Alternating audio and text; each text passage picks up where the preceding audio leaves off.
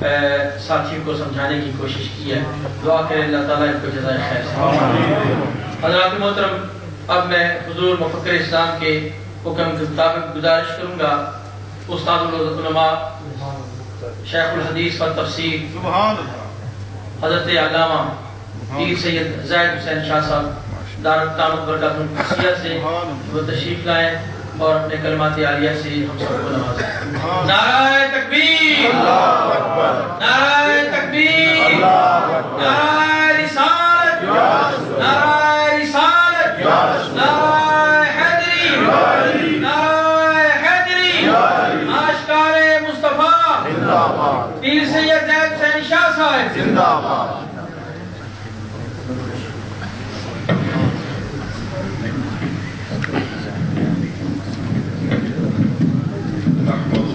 صلی وسلم علی رسول الکریم. اما بعد فاعوذ باللہ من الشیطان الرجیم. بسم اللہ الرحمن الرحیم. فإن آمنوا بمثل ما آمنتم به فقد اهتدوا. صدق اللہ مولانا العظیم وصدق رسولہ النبی الامین الکریم ونحن علی ذلک من الشاہدین والشاکرین والحمد للہ رب العالمین. سبھی حضرات سرکار دو عالم صلی اللہ علیہ وآلہ وسلم کی بارگاہ میں تبیعت السلام پیش کریں.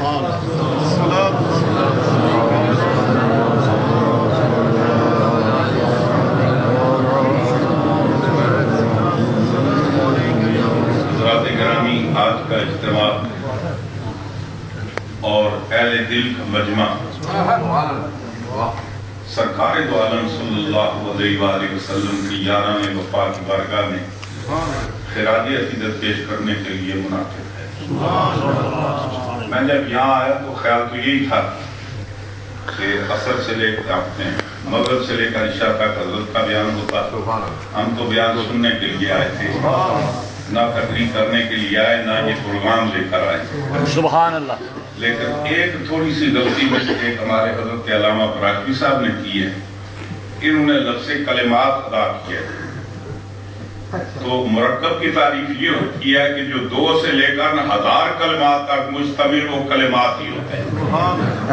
تو آنے والے یہ سمجھے کہ یہ پتہ نہیں کتنے کلمات کی بات کر رہے ہیں.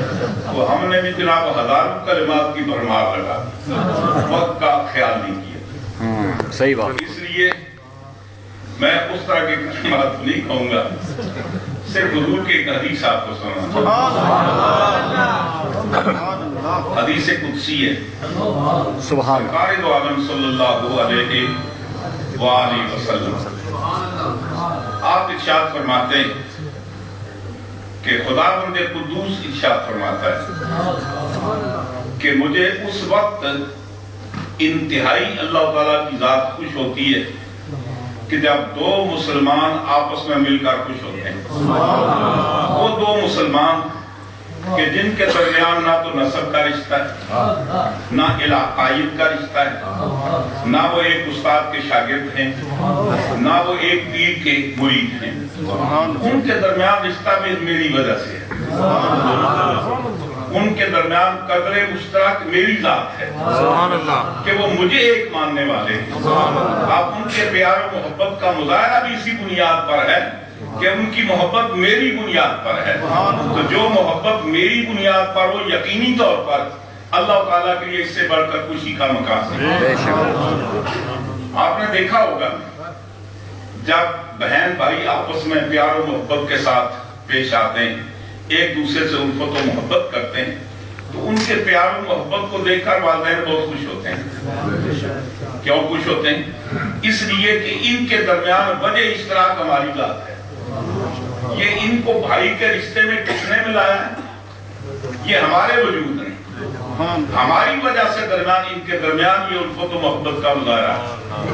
جب 2 شاگرد استاد بھائی مل کر خوش ہوتے ہیں تو یقینی طور پر استاد کی وہ خوش ہوتی ہے کہ ان کے درمیان قدر اشتراک میری ذات ہے. جب پیر بھائی آپس میں مل کر خوش ہوتے ہیں تو یقینی طور پر ان خوشی کا سبب ان کے مرشد ہیں. عرض کرنے کا مقصد یہ ہے کہ جب ہم کسی صحابہ کرام کی عزت کیوں کرتے ہیں، صحابہ کرام کی آرگو کیوں کرتے ہیں، اس لیے کہ یہ وہ نفوس قدسیہ ہیں کہ جنہوں نے میرے آقا کا زمانہ پایا، سرکار کو پیار کی نظر سے دیکھا ہے۔ اور حضور سیدی اعلیٰ فرماتے ہیں نا، خدا ان کو کس پیار سے دیکھتا ہے، خدا ان کو کس پیار سے دیکھتا ہے، جو آنکھیں ہیں میں بھی لقائے نہ ہوں، اور وہ آنکھیں چار نہیں ہیں، وہ تمام ان یاران وفا کی ہیں کہ جنہوں نے سرکار کی زیارت کی ہے، حضور کے مسئلے اکبر حضرت حلقہ حضور سے اسلام ہوئے۔ اور اسی لیے ایک دوسری جگہ فرماتے ہیں کہ اہل سنت کا ہے بیڑا پار اصحاب حضور، نجم ہے اور ناؤ ہے عطرت رسول اللہ۔ فرماتے ہیں کہ اہل سنت کا بیڑا پار ہے اس لیے کہ ہمارے ہاتھوں میں اہل بیت کا بھی دامن ہے، صحابہ اکرام کا بھی دامن ہے، ہم دونوں سے پیار کر کے دنیا سے چل رہے ہیں۔ ہمارے پیار و محبت کی وجہ سرکار کی ذات ہے، اہل بیت سے محبت اس لیے کرتے ہیں کہ وہ سرکار کی اولاد ہیں، سرکار کا خون ان کے اندر گردش کر رہا ہے۔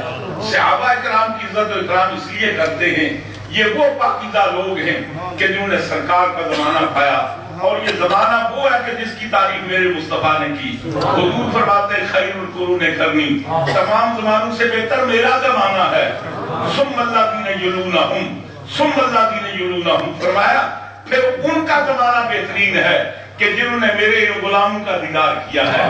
فرمایا کہ یہی بات نہیں، پھر ان کا زمانہ بہتر ہے کہ جنہوں نے ان آنکھوں کو دیکھا کہ جن آنکھوں نے ان کو دیکھا کہ جنہوں نے مجھے دیکھا۔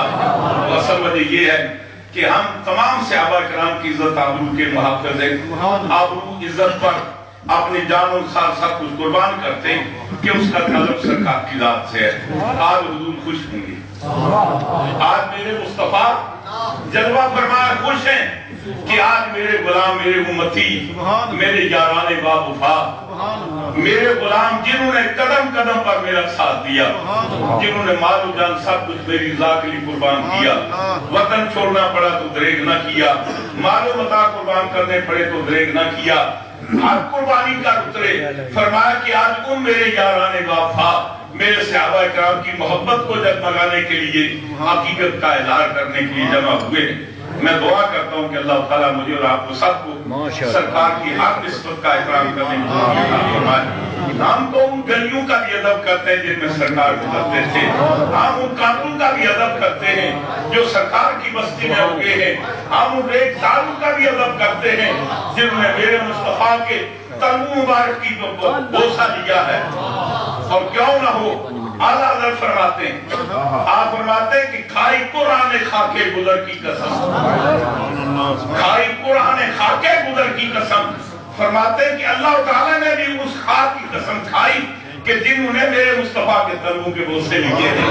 تو یقیناً ہمیں ان راہوں کا بھی ادب ہے، ان شہروں کا بھی ادب ہے، ان گلی کوچوں میں رہنے والے کتوں کا بھی ادب ہے، اور یہ ہمارے علماء نے سکھایا۔